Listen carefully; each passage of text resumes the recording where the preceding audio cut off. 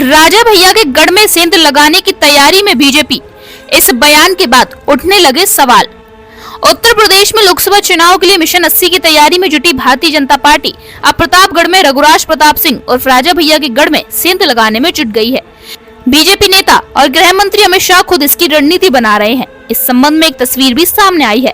दरअसल मंगलवार को एक तस्वीर सामने आई। इस तस्वीर में देखा जा सकता है कि गुंडा, बाबागंज और कौशाम्बी के कई नेताओं ने गृह मंत्री अमित शाह से मुलाकात की है।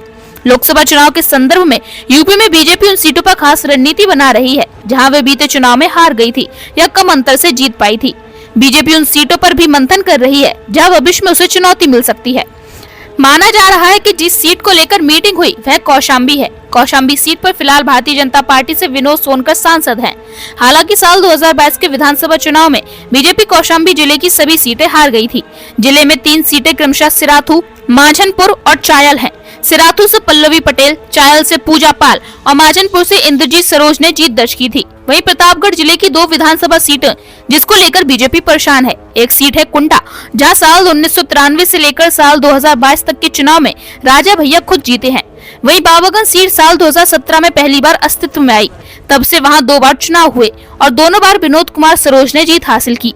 पहली बार विनोद निर्दलीय प्रत्याशी के तौर पर लड़े, वहीं दूसरी बार जनसत्ता दल से टिकट पर बाजी मार ली।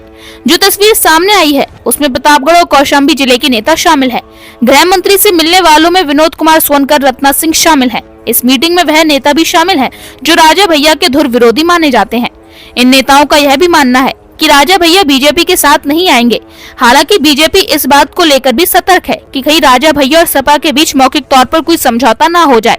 समझौते की अटकलें ऐसे वक्त में शुरू हुई हैं जब राजा भैया ने बीते दिनों अखिलेश यादव से मुलाकात की थी।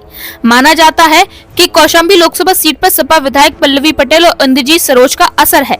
दावा है कि कौशाम्बी सीट पर जीतने के लिए बीजेपी के बड़े नेताओं का दौरा हो सकता है। यह देखना दिलचस्प होगा कि साल 2024 के लोकसभा चुनाव में कौशाम्बी लोकसभा सीट में ऊंट किस करवट बैठता है। ब्यूरो रिपोर्ट, राष्ट्रीय त्याग।